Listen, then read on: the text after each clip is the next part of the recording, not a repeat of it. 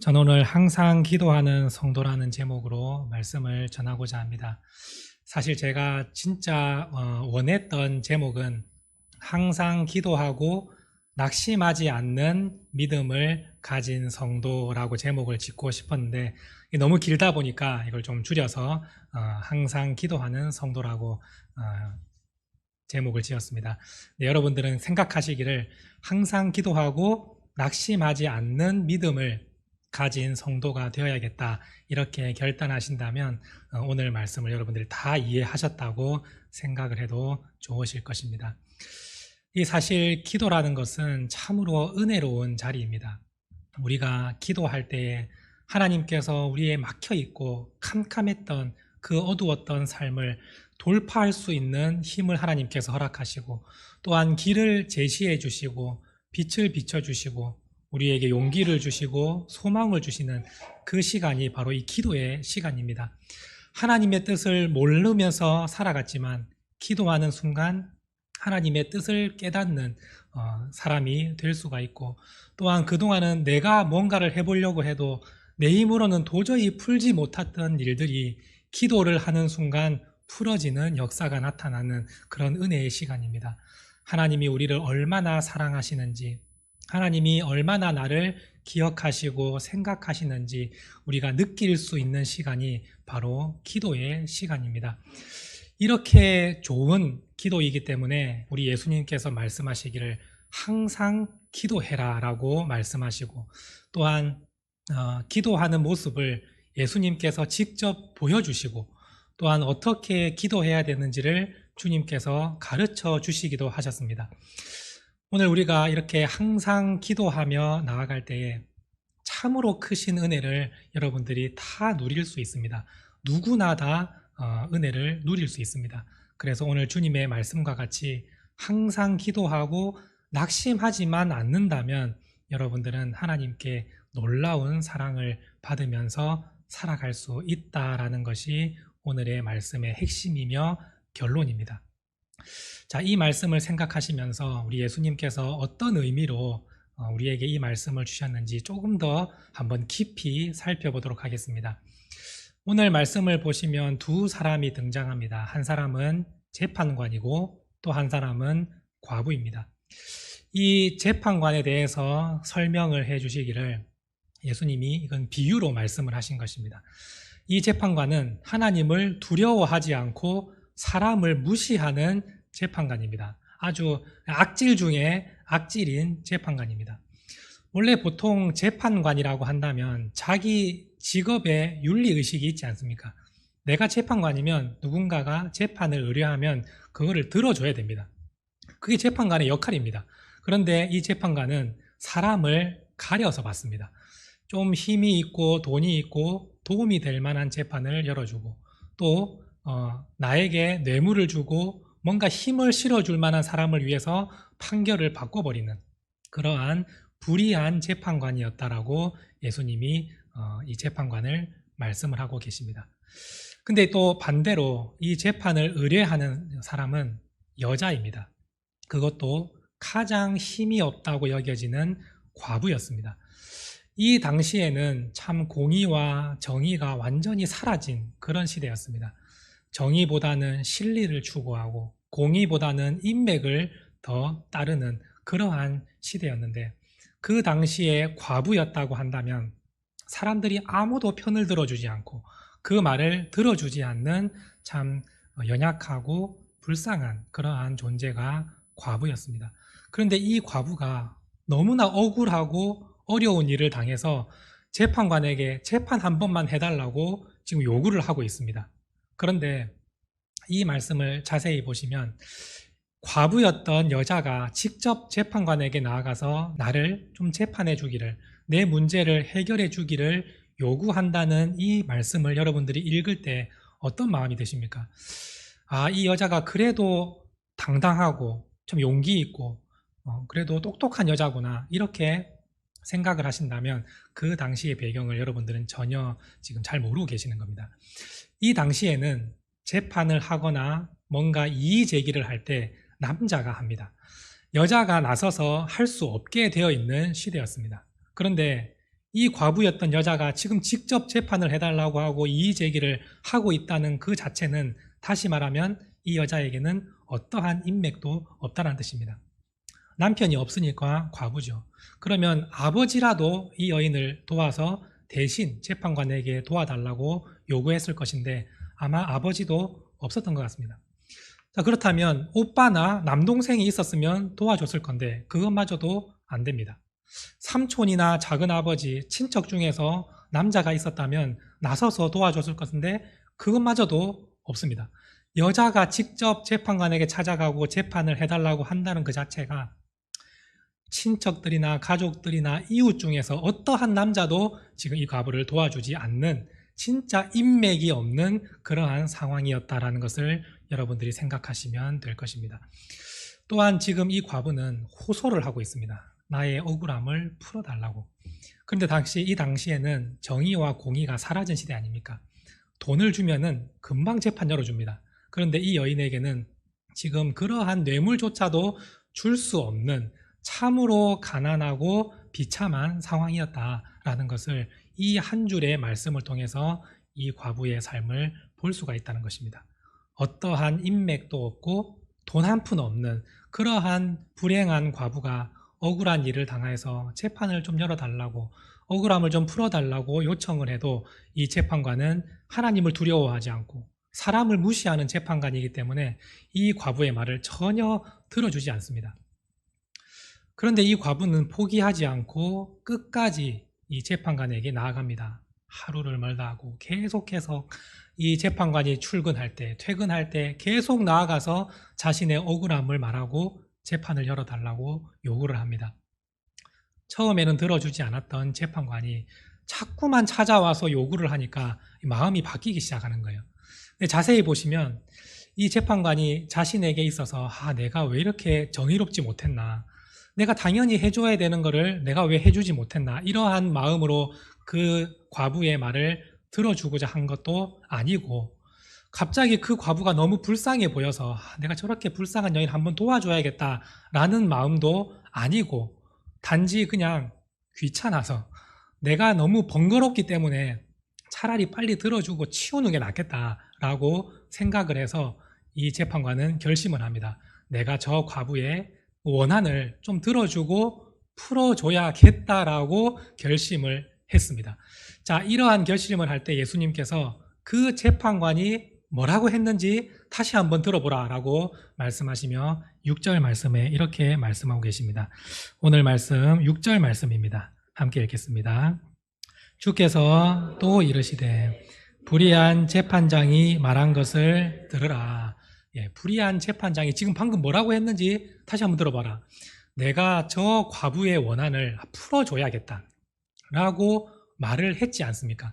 그 말을 한번 들어보라 라고 말씀하시면서 가장 악하고 불의하고 사람을 무시하는 악질 중에 악질인 이 재판관도 결국에는 들어주지 않느냐라고 말씀을 하시면서 하물며 우리 하나님께서 너희의 기도를 들어주시지 않겠느냐라고 예수님께서 이 이야기를 마무리 지으셨습니다. 자, 이 말씀을 잘 들어보시면 예수님께서 하고자 하는 말씀의 결론은 이것입니다. 우리 하나님은 우리가 드리는 모든 기도를 다 들어주시는 분이시다. 이것을 예수님은 말씀하고 계십니다. 근데 여기서 자칫 잘못하면 이 본문을 오해할 때가 있습니다. 어떻게 오해를 합니까? 이 과부가 끈질기게 나가서 요구하고 요청을 했더니 이 재판관이 들어준 것처럼 오늘 내 기도 제목도 하나님 앞에 끈질기게 기도하면 하나님이 들어주신다 라고 생각을 하신다면 여러분들은 이 예수님의 말씀을 완전 잘못 이해하고 계신 것입니다. 왜 그렇습니까? 들어주지 않기 때문에 악질 중에 악질이기 때문에 끈질기게 나가서 요청을 해야 되는 거예요. 근데 우리가 하나님 앞에 끈질기게 나가서 요청을 해서 내 기도를 들어주시기를 요구한다면 하나님도 불의한 재판장과 똑같다는 뜻입니다. 그죠? 안 들어주시니까 우리가 끈질기게 하나님께 기도하면 하나님이 귀찮아서라도 내가 들어줘야겠다라고 말씀하신다는 뜻 아니겠어요? 그러니까 그것은 예수님이 말씀하신 거하고 완전히 다르다라는 거예요. 우리 하나님은 우리가 끈질기게 기도하지 않아도 우리 하나님은 들어주십니다. 우리가 어떠한 기도를 드리든 간에 우리 하나님은 그 기도를 당연히 들어주시는 분이십니다. 만약 예수님께서 끈질기게 기도하면 하나님이 들어주신다. 끈기가 중요하다라는 것을 강조하셨더라면 6절 말씀이 이렇게 기록되지 않고 바뀌었을 거예요. 과부의 행동을 보아라. 이렇게 말씀하셨을 거예요. 그죠? 끈질기게 하면은 들어주신다고 하셨다면 과부의 끈질김을 우리가 봐야지 왜 재판관의 말을 우리가 보아야겠습니까? 근데 예수님은 그런 의미로 말씀하신 것이 아니라 우리 하나님은 참으로 좋으시고 사랑이 많으시고 긍휼이 넘치는 하나님이신데 어찌 너희 기도를 들어주지 아니하시겠느냐, 그 말씀을 우리에게 하시는 겁니다. 그래서 우리에게 항상 기도해라. 어떠한 기도를 하든 간에 하나님은 다 듣고 계시니 하나님 앞에 모든 것을 내어놓고 털어놓고 토로하며 하나님 앞에 그 기도의 자리로 나아가라. 우리 주님은 이렇게 말씀하고 계십니다. 이렇게 기도는 우리에게 능력을 부어주시고 우리의 영혼을 고쳐주시고 회복시켜주시고 우리가 정말 눌려있을 때 그것을 풀려나게 하시고 힘을 주시고 용기를 주시는 그 기도의 자리인데, 이 좋은 기도를 여러분들은 과연 얼만큼 하고 계십니까? 어떤 분은 아마 생각하실 것입니다. 도대체 기도가 뭐가 그렇게 좋은가? 해봤는데 하나도 재미도 없고 안 좋던데 라고 말씀하는 분도 계실 것입니다. 근데 그런 분은 기도의 참맛을 모르는 분이기 때문입니다. 여러분, 우리 길에 지나가시다 보면 헬스장들이 많이 보이지 않습니까? 거기 보면 많은 사람들이 막 운동을 열심히 합니다. 그 모습을 보면 어떤 생각이 드십니까? 운동 참 좋지, 나도 하고 싶다, 이런 마음이 드십니까? 아니면 저게 뭐라고 저렇게 좋아서 맨날 운동을 하냐, 그 똑같은 쇳덩어리를 맨날 들었다 올렸다가 그저 뭐가 재밌냐 라고 생각하지만, 운동의 참맛을 모르면 다 이런 생각을 합니다. 저게 뭐라고. 근데 그 운동의 참맛을 아는 사람은 그 운동을 놓칠 수가 없는 거예요. 날마다 가서 1시간씩 2시간씩 땀을 흘리면서 운동을 합니다. 그 운동을 못하면 막 어떻게 표현하면 미칠 지경으로 너무 하고 싶은 거예요. 기도도 마찬가지입니다. 우리가 기도의 그 깊은 맛을 모르면 참 진짜 힘듭니다. 기도의 시간이. 그런데 기도의 깊이를 알고 깊이 있는 기도에 들어갔을 때 하나님이 나를 만져주시고 힘을 주시고 길을 열어주시고 내가 쭉 눌려있는데 기도하는 순간 막 힘이 솟아나고, 그러한 은혜를 여러분들이 경험하시면 이 기도의 자리는 놓칠 수가 없는 것입니다. 근데 어떤 분은 또 이런 말씀도 하실 거예요. 아니, 하나님께서 우리의 문제 다 알고 계시는데 꼭 기도를 해야 됩니까? 하나님은 전지전능하신 분 아닙니까? 이렇게 말씀하는 분도 계실 거예요. 믿음은 참으로 칭찬할 만합니다. 하나님은 다 아시는 분, 전지하신 분. 그런데 하나님 아마 이렇게 말씀하실 거예요. 맞다, 나는 모든 것을 다 알고 있다. 근데 너는 모르잖아. 아마 이렇게 말씀하실 거예요. 우리가 하나님의 뜻을 모르고 또 우리가 드리는 그러한 간절한 기도 속에 이 기도가 진짜 옳은지, 하나님이 원하시는지, 이게 나한테 진짜 필요한 게 맞는지, 내가 이 기도대로 이루어져도 되는 상황인지 우리는 아무것도 모르지 않습니까? 그러니까 하나님은 기도의 자리로 나오라 말씀하시는 거예요. 내가 가르쳐 주겠다. 네가 기도가 잘못되어 있으면 고쳐주고, 네가 지금 힘들어하고 있으면 내가 또 용기도 주고, 또 하나님의 뜻이 무엇인지 가르쳐 주고, 어떠한 계획을 가지고 계신지 함께 나누고, 그러려고 여러분들을 기도의 자리로 부르시는데, 하나님은 다 아시는데 뭐가 그 기도가 필요합니까? 라고 한다면 하나님은 너도 그걸 알기를 원하기 때문에 기도하라라고 말씀하고 계시는 겁니다. 또 어떤 분은 이렇게 말씀하는 분도 계세요. 내가 필요한 것만 구하면 되지 않습니까? 내가 어렵고 힘들 때, 기도가 필요할 때만 기도하면 되지 않나요? 라고 생각하는 분이 계시다면 오늘 예수님께서 항상 기도하라는 말씀을 다시 한번 새겨보십시오. 만약 굳이 기도가 필요 없고 진짜 위기 상황에서 기도가 필요하다면 우리 주님께서 어려운 일 당하면 꼭 기도해라, 아마 이렇게 가르쳐 주셨을 거예요. 그런데 우리가 드리는 기도는 사실 필요한 것만 구하는 기도가 다가 아닙니다. 기도라는 것은 참으로 많습니다. 근데 우리가 하나님 이것 주세요, 저것 주세요, 이거 필요합니다, 이런 간구의 기도는 기도 중에 한 10분의 1밖에 안 되는 기도입니다. 따라서 여러분들이 기도의 자리에 앉아서 내가 필요한 기도만 하신다면 그 10가지 중에 한 가지 은혜밖에 여러분들은 못 누리고 계시는 거예요. 보통 이런 간구의 기도를 하시는 분은 기도 시간을 5분을 넘기기가 어렵습니다. 한번 자신을 점검해 보십시오.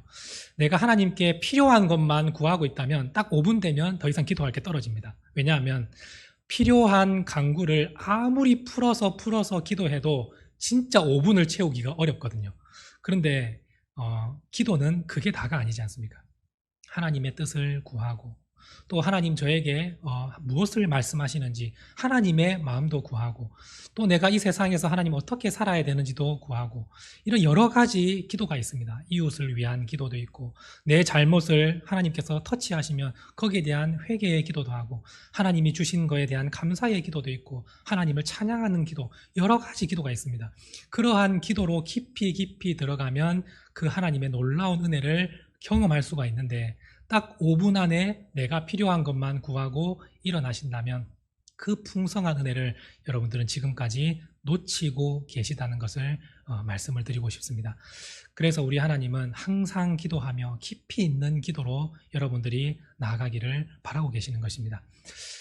어떤 분들 가운데에는 진짜 항상 기도하고 깊이 있는 기도까지 나가는 성도님들이 계십니다. 진짜 깊이 하나님을 만나고 하나님과 대화하며 나의 문제를 하나님께 아뢰고 하나님과 함께 소통하면서 깊이 기도합니다. 그런데 문제는 낙심할 때가 있다는 것이죠. 진짜 믿음이 좋고 기도를 많이 했는데도 어려운 일이 생기거나 응답을 받지 못했을 때에는 낙심하는 마음이 찾아옵니다. 그래서 기도의 자리를 떠나버리고 기도하는 것을 멈춰버립니다. 근데 여러분 한번 잘 생각을 해보십시오. 하나님께서 여러분들의 그 기도를 분명히 들어주시는 분이신데 왜 응답을 하지 않으셨을까요? 왜 여러분들이 바랬던 기도대로 해주시지 않고 다른 방법으로 그 일을 풀어가셨을까요?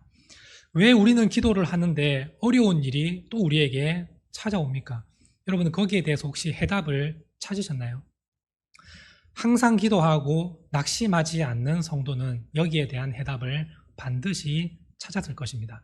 왜냐하면 하나님은 거기에 대해서 또다시 응답하시는 하나님이시기 때문이죠. 분명한 이유가 있어서 하나님은 거절하시고 분명한 이유가 있어서 하나님은 다른 방법으로 이끌으시는 분이시지 하나님이 아무런 이유 없이 그냥 오늘은 네 기도 듣기 싫으니까 이거 응답하지 않겠다라고 말씀하시는 하나님이 결코 아니라는 것을 우리는 잘 알고 있지 않습니까? 그런데 왜 낙심을 했습니까? 왜 하나님께서 내 기도 응답하지 않으셨으니까 기도할 마음이 사라져버리고 기도의 재미를 잃어버리고 그 자리를 떠났습니까? 지금 하나님의 마음을 여러분들이 제대로 모르기 때문입니다. 여기서 한 발자국만 더 나아가서 하나님께 다시 한번 기도하며 하나님 제 기도에 왜 응답하지 않으셨습니까? 왜 제 기도 거절하셨습니까? 하나님 저에게 왜 이런 어려운 일이 있습니까? 라고 여러분들이 또다시 기도의 자리로 항상 나아간다면 하나님의 사랑을 여러분들은 깨달을 수 있었을 텐데 기도를 멈춰버리니 그것으로 그냥 단절돼 버린 겁니다. 그냥 하나님은 나를 싫어하시나? 하나님은 왜 기도를 듣지 않으셨지? 라고 하며 혼자 상처받고 끙끙 앓고 살아가고 있는 것입니다. 제가 여기서 한 가지 한번 예를 들어보겠습니다. 여러 가지 다양한 예들이 있겠지만 간단하게 하나만 말씀을 드려보겠습니다. 여러분들 자녀가 여러분들에게 빵을 달라고 요구를 합니다. 그런데 부모의 입장에서 집에 있는 빵 그거 꺼내서 주는 거 일도 아닙니다. 그렇지 않습니까? 하나님께서도 여러분들의 기도를 들어주시는 거 진짜 일도 아닙니다. 그런데 하나님께서 갑자기 멈추시고 거절하십니다. 여러분들이 자녀가 빵을 달라고 할 때 이 빵을 달라고 하는 자녀가 태도가 좋지가 않습니다. 예를 들어 한 손으로 반말을 하면서 짜증을 부리면서 빵을 달라고 요청을 합니다. 그때 우리는 말합니다. 그렇게 하면 안 줘 라고 얘기를 했습니다. 근데 애가 실망을 했어요. 우리 엄마는 나한테 빵 안 준다. 우리 엄마는 나를 사랑하지 않는다 하면서 방에 들어가서 문 잠그고 나오질 않아요. 이게 과연 옳은 모습일까요? 기도하고 낙심하는 상태가 바로 이런 상태입니다. 하나님은 뜻이 있는데 하나님은 뭔가 그 기도를 통해서 우리에게 더 말씀하고 계신 것이 있고 더 우리에게 요구하시는 것이 있는데 우리가 그 뜻은 알려고 하지 않고 그냥 마음을 접어버립니다. 기도의 자리를 떠나버려요. 낙심해버렸습니다. 이 아이가 방문을 열고 나와서 왜 저한테 빵을 안 주시는 겁니까? 라고 물어보면 부모는 얘기해 줄 거예요. 두 손으로 공손하게 웃으면서 얘기하라. 그럼 주겠다. 이 아이가 태도를 바꿔서 그렇게 부모가 요구하는 대로 행동을 바꾸면 당장의 빵을 받을 수가 있습니다. 그렇지 않습니까? 그런데 우리는 기도를 통해서 아직 내 안에 죄성이 남아있고 아직 그 기도의 응답을 받을 만한 준비가 되지 않아서 하나님께서 잠깐 지금은 안 돼. 너 지금 필요한 게 있어 라고 거절을 하셨는데 우리는 거기에 거절만 생각을 하고 하나님께 실망을 해버리고 기도의 자리를 떠나셨다면 다시 돌아오셔서 하나님께 물어보십시오. 하나님, 제가 부족한 게 혹시 있다면 말씀해 주십시오. 그럼 하나님께서 여러분들에게 말씀해 줄 거예요. 이 부모는 그 빵 한 조각을 통해서 자녀의 교육을 시키고 있는 거예요. 혹시 이 자녀가 밖에 나가서도 버릇없이 할까봐, 그래서 사람들에게 손가락질 받을까봐 지금 이 빵 그게 뭐라고, 그런데 그 빵을 가지고 자녀를 지금 교육하고 더 훌륭한 인격으로 성장시키려고 하고 있는 건 아니겠어요? 하나님의 사랑도 그와 마찬가지라는 뜻입니다. 자, 또 다른 경우가 있습니다. 이번에는 이 자녀가 부모가 한 이야기를 잘 듣고 실천을 합니다. 또 빵을 달라고 해요. 이번에는 부모가 원하는 대로 두 손으로 공손하게 웃으면서 빵을 달라고 했습니다. 그런데 이번에 갑자기 부모님이 안 된다, 거절을 했어요. 그러니까 또 갑자기 충격을 받았습니다. 방에 들어가서 문을 잠그고 막 실망을 했어요. 근데 알고 봤더니 이 부모가 빵을 주지 않는 이유는 이 자녀가 지금 위가 좋지 않은 거예요. 의사 선생님이 당분간만 밀가루를 먹이지 마십시오. 조금만 기다렸다가 위가 튼튼해지면 그때는 얼마든지 먹을 수 있으니 당분간만 밀가루를 절대로 주지 마십시오 라는 얘기를 들었다면 부모는 아무리 공손하게 애가 웃으면서 두 손으로 해도 지금 당장은 안 주는 거예요. 왜냐? 그게 부모의 사랑이지 않겠어요? 네가 원하니까 먹고 배 아파 뭐 구르든지 니 알아서 해라 라고 던져주는 부모가 있습니까? 일단은 그때까지만이라도 거절하고 참도록 거절을 부모가 하는 것입니다. 자녀가 그 상황을 모르고 있다면 나와서 물어보면 됩니다. 왜 주지 않습니까? 분명히 저는 시키는 대로 다 했는데 왜 거절하십니까? 라고 했을 때 지금 네가 아파서 이걸 먹어서는 안 된다. 그러니 조금만 견뎌라. 그럼 나중에 이보다 더 많은 빵을 줄게. 그 부모의 사랑을 느낄 수가 있잖아요. 그런데 거기서 기도를 단절해버리고 하나님으로부터 실망해버리고 하나님은 나를 사랑하지 않아, 하나님은 기도 들어주시지 않아, 성경 말씀 다 가짜야 라고 하면서 낙심해버리고 절망해버린다면 그 하나님의 위대하신 사랑을 우리는 모르고 그냥 살아가고 있다는 것입니다. 그래서 우리 주님은 말씀하고 계세요. 항상 기도하고 낙심하지 말아라. 어떠한 상황이 오든지 간에 내가 이해할 수 없고 내가 하나님의 뜻을 잘 모르겠는 그러한 상황이 온다 하더라도 낙심하지 말고 끝까지 기도의 자리에 있어 봐라. 그러면 하나님이 너희를 향한 풍성한 사랑을 다 누구든지 누릴 수 있게 될 것이다. 우리 주님은 이렇게 말씀하고 계십니다. 그런데 안타깝게도 우리 주님의 결론은 그러한 사람이 많이 없을 것 같다는 뜻입니다. 우리 주님께서 말씀하시기를 8절의 마지막 말씀에 뭐라고 말씀하십니까? 그러나 인자가 올 때에 이 세상에서 믿음을 보겠느냐 말씀하십니다. 여기서 말하는 믿음은 항상 기도하고 낙심하지 않는 믿음을 의미합니다. 대부분의 사람들은 아예 기도조차 하지 않고 살아갑니다. 그리고 또 대부분의 사람들은 자기가 필요할 때 필요한 것만 구하고 멈추는 사람들입니다. 또 대부분의 사람들은 항상 기도하는데 어려운 일이 생기거나 하나님의 응답을 받지 못하면 낙심해 버립니다. 그럼 도대체 누가 항상 기도하고 낙심하지 않는 믿음을 가지고 끝까지 주님을 기다릴 수 있느냐? 내가 이 세상에 다시 왔을 때 그러한 믿음을 가진 사람을 볼 수 있겠느냐라고 오늘 여러분들에게 물으신다면 여러분은 어떤 대답을 하시겠습니까? 주님, 그건 참으로 어려울 것 같습니다. 사람들은 변하지 않아요. 저도 안 되겠습니다. 여러분, 이런 대답을 하실 겁니까? 우리 주님이 원하시는 대답은 그게 아닙니다. 다른 사람들은 다 기도하다가 낙심하거나 기도하지 않아도 저는 끝까지 기도하며 낙심하지 않겠습니다. 주님이 다시 오실 때에 다른 사람들은 아무도 그런 사람이 없다 하더라도 저는 항상 기도의 자리를 지키고 어떠한 어려움과 상처와 낙심되는 일이 찾아와도 저는 끝까지 기도하며 주님을 기다리겠습니다. 그러한 고백을 우리 주님께서는 받기를 원하시면서 내가 올 때에 그러한 믿음을 볼 수 있을까라고 우리 주님은 우리에게 묻고 계십니다. 그때 여러분들이 부디 이러한 고백을 할 수 있기를 바랍니다. 항상 기도하고 낙심하지 않겠습니다. 절망적인 상황이 와도 끝까지 기도를 지키며 주님께서 주시는 힘을 받고 하나님의 사람을 풍족하게 누리면서 끝까지 견디며 기다리겠습니다. 이러한 고백을 여러분들이 할 수 있기를 원합니다. 시편 기자는 우리와 똑같은 이러한 고백을 합니다. 시편 116편 1절에서 2절까지 말씀을 우리 함께 같이 읽어보도록 하겠습니다. 여호와께서 내 음성과 내 간구를 들으심으로 내가 그를 사랑하는도다. 그의 귀를 내게 기울이셨으므로 내가 평생에 기도하리로다. 이 시편 기자는 기도의 참맛을 아는 사람입니다. 그리고 예수님의 말씀을 듣지 않았지만 하나님의 성품을 다 알고 하나님이 무엇을 원하시는지 다 알고 있습니다. 그래서 내가 기도하면 하나님이 들으시기 때문에 내가 그분을 영원히 사랑할 것이다. 하나님께서 내 기도에 귀를 기울이시기 때문에 내가 평생에 하나님께 기도하겠습니다. 이러한 고백을 하고 있지 않습니까? 부디 오늘 우리들도 이러한 고백을 할 수 있기를 원합니다.